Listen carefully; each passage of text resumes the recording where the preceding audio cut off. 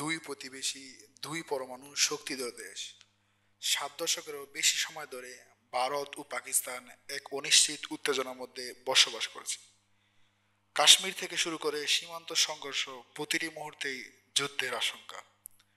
1947 সালে উপমহাদেশ বিভক্ত হওয়ার পর থেকেই কাশ্মীর ইস্যুতে ভারত পাকিস্তান সম্পর্কের কেন্দ্রস্থল হয়ে ওঠে।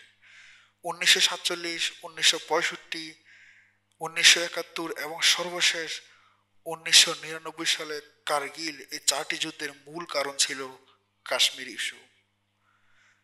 2019 সালে পুলওয়ামা আত্মঘাতী হামলায় 40 জন ভারতীয় নৌজওয়ান নিহত হন।